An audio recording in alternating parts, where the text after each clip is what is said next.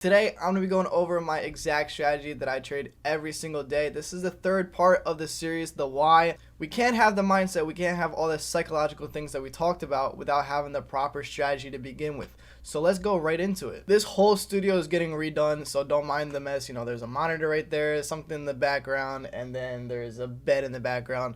Don't mind it. This whole place is getting redone. It's going to be a nice studio. And, you know, just always improving the content, just making this look nice and pretty.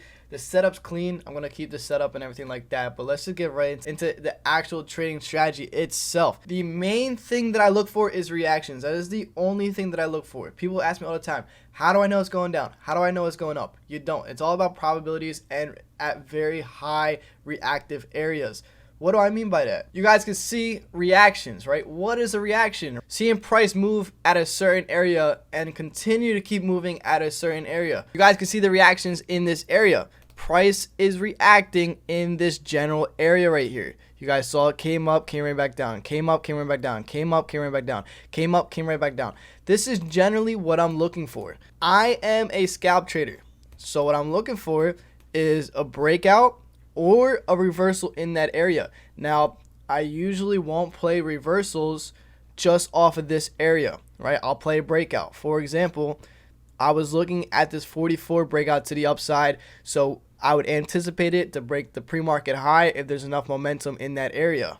So for example, let's say this area right here, if I saw momentum building up and buyers starting to get aggressive and get above that, right around that 44 area is when I would be entering for calls to break out of this 55 area and then continue to go higher.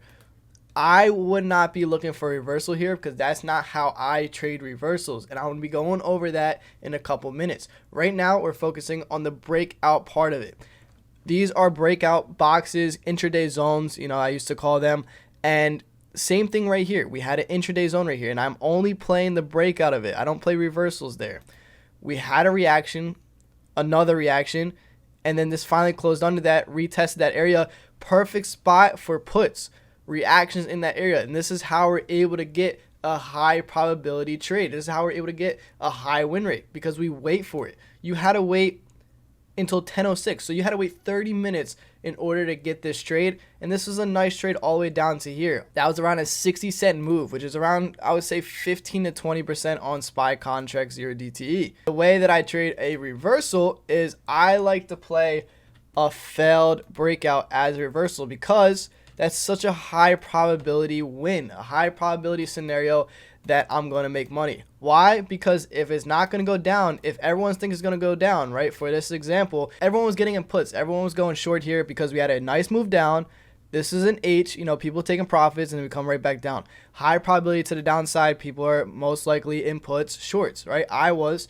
And if this failed and came right back up and then went above these 50s right here, so right around this area right here, and we came back up, we have a very high probability of coming up because it faked everyone out at this low area right here. Everyone thought it was going to go down, and it didn't. Came right back up. That would have been a high probability for a reversal. And that's when I would get in a reversal. So it's a reversal breakout is what I like to call it. They're reversal breakouts. I'll never play like this and then test it right here and I get a reversal right here. Or it's very rare, right? I usually never do that because it's not as high probability. Because this thing could easily just come right back down, which it did. You know, people probably went long here. They thought it was going to go, and then it came right back down. It's not as high probability whatsoever. But if you play the reversal breakout, if it came back, bounced off of here because it tried to come down lower and it couldn't, and then comes right back up after this candle. So if this candle closed and then there was another candle green and it came right back up, that shows that buyers are really there. And if it breaks out of this area right here, that's when I would go long. And that's my reversal. That's my reversal breakout. And this is how I trade SPY. And this is also how I trade QQQ, right? This is the move to the downside. This is the H, and then it continued, right? We're looking at these reactions. You can see the reactions right here. Reactions pre-market, reactions at this low day. Make your box right here. Why? Because this is where all the reactions are. It bounced off of this. This allowed us to make the zone right here. There's a zone here, but this allows it to make it a stronger zone. And then another bounce right here, making it a stronger zone.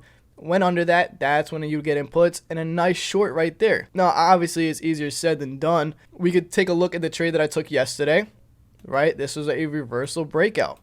You guys can see it came down, and it should have continued but it never continued, right? If it was going to continue to the downside, it would have done it there. People are getting faked out there, and we came right back up. But again, I wouldn't take it just yet. This thing starts to come up, comes right back down, and this is an aggressive selling candle.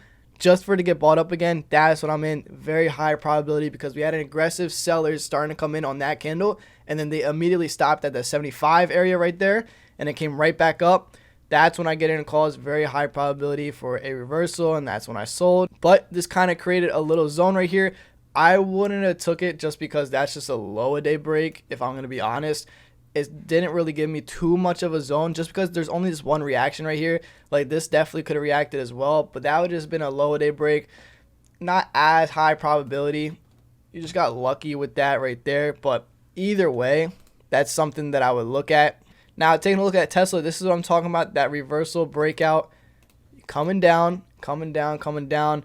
And then this is H, people taking profits, and it's always after a nice move. Like, this is a nice move to the downside, this is a nice move to upside.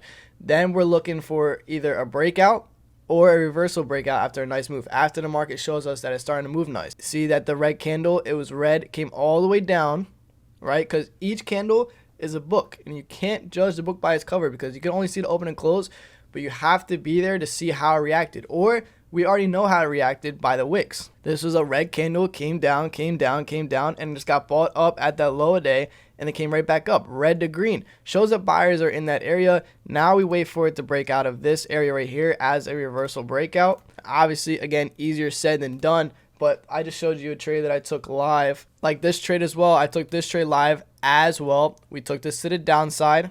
You guys can see the reactions in this area as well. Right, all these reactions, it bounced off of there, bounced off of there, came back down, and I waited a little bit for this just because it came down, retested this area. I waited for it to get through that 50s area, 60s, 50s area, and that's when I got into puts. So right around this area, once it started clearing the 60s and 50s, and that's when I got into puts. But you guys can see it just retested our zone and came down. That was a 50% move, and contracts move so much for only a 60-cent move, which is pretty insane. But that's a trade that I actually took. Same thing here, a reversal breakout. So if I wasn't done after that 50% move, came down, people taking profits, and it tried to come down again, and it didn't. It failed to come down, and it came right back up, red to green. It tries. Our zone would be like right around this area right here, and then we would just play it to the upside as a reversal breakout. That would have been a nice move as well. Now, obviously, with this strategy, I'm looking at the time of sales. I'm looking at higher time frames, the 5-minute, the 15-minute, the 1 hour. I'm looking at NQ as well. I want to see, the top 100 tech companies. I want to see what they're doing right now. So NQ, I use that as well for just, overall sentiment. Time of sales is super important. Level 2 is super important when it comes to trading like individuals like Tesla, Nvidia, Amazon, Meta. But for SPY and QQQ, I don't really look at a level 2. What I look for is time and sales. Time and sales will help you guys so much because this will help you identify if it's a fake out or there's actually momentum in that direction, because the only way stocks move is with buyers and sellers, and time and sales will literally show you those buyers and sellers real time, and it just helps a lot. But this is the third part of the series. The last one's going to be on Monday, so I'll see you guys then. Peace.